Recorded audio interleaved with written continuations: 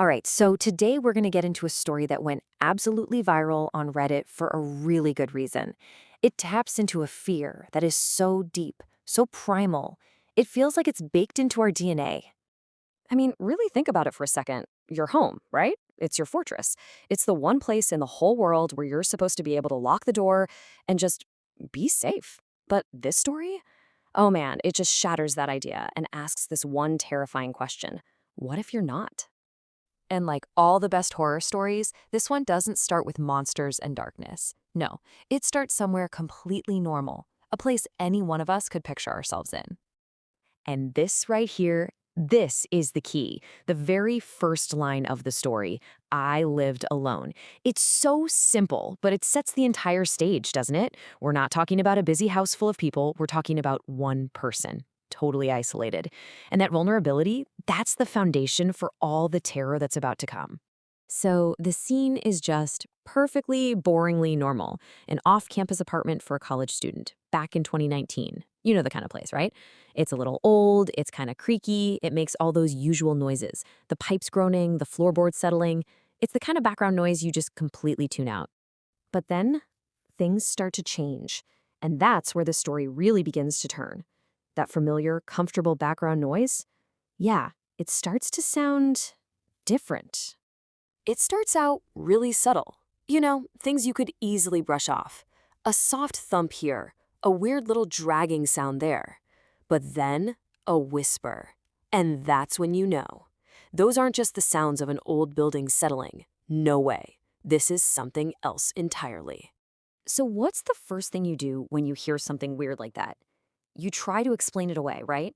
Your brain just scrambles for a logical reason. And that's exactly what the narrator does. Oh, it's gotta be the pipes. Maybe it's just the wind.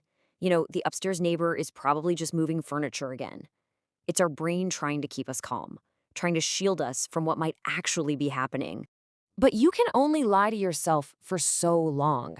Eventually, that little voice in the back of your head, that gut feeling, it just gets too loud to ignore. The narrator's own mind starts to turn on them, whispering the one thought they've been desperately trying to push down. And boom, just like that, we're past the point of whispers and maybes. The fear is no longer about some weird noise in the ceiling. It has escalated. It is now an undeniable, terrifying presence inside the apartment. This is the exact moment things go from creepy to just pure terror. It's 2 in the morning, dead quiet, and then you hear it. Clear, slow, heavy footsteps in the hallway. Right there. There is absolutely no way to explain that away. The doubt is gone. So what does the narrator do? What any of us would do. Hides in the closet, clutching their phone. And then the footsteps stop.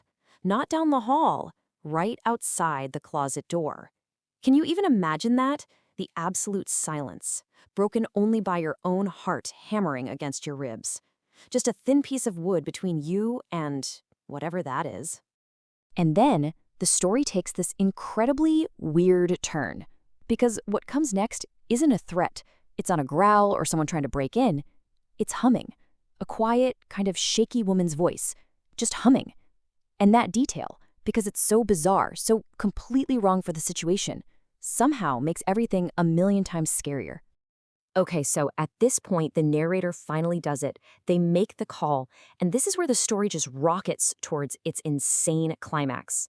Imagine that call. You're huddled in the dark, trying to whisper to a 911 dispatcher that there is someone in your apartment with you. That one call, that's your only lifeline, your only hope. The police show up after what had to have been the longest 10 minutes of this person's entire life. And when they get inside, the fear is real. It wasn't in their head. It wasn't paranoia. There she is, a woman just standing there in the hallway, almost like she was waiting for them. And just look at the state she's in. This is a picture of pure nightmare fuel. She's barefoot, she's filthy, and she's holding a knife from the narrator's own kitchen block. But here's the kicker. She's completely silent, unresponsive. She doesn't fight, doesn't resist at all. And that total lack of aggression, I don't know, it's almost more unsettling than if she'd been violent. Okay, so the woman is gone, the immediate threat is over. But the story isn't finished, not even close, because the real horror, the part that gets under your skin, that's just about to be revealed. So now everyone's got the same question, right? How in the world did she get in? All the doors were locked, the windows were secure, there's no sign of a break in. It just makes no sense. And then they find it. The answer. It's so simple you'd never think to look. A drywall panel in the ceiling leading to the attic crawl space had been pushed aside. All those sounds, the thumps, the dragging, it was all happening literally right over the narrator's head while they slept. And what the police find up in that crawl space, it explains everything, and it is horrifying. It's basically a nest. There are blankets, water bottles, food wrappers from the narrator's own trash. She had been living up there, probably coming down at night to get food and water. But then they find the last thing, and it's the worst part. Dozens and dozens of photos. Photos of the narrator, sleeping, eating, just living. All of them taken from inside the apartment. So this story is absolutely terrifying, right? But what makes it even crazier is that this isn't just a one-off creepypasta. This is a real thing. It's rare, thank God, but it's a real phenomenon, and it actually has a name. It's called phrogging. That's Phrogging. The name kind of comes from the idea of a frog hopping from one lily pad to another, so these people leapfrog from home to home. But what it means is someone is secretly living in your house, with you, without you having any idea. I mean, can you think of a more complete violation of your safety and your privacy? I can't. Let's circle back to that humming for a minute. The narrator says that looking back, it didn't sound malicious or scary. It actually sounded calm. And that's the detail that really haunts them. The idea that for this woman, this situation was normal, that maybe she was so disconnected from reality, she didn't even realize she was doing anything wrong.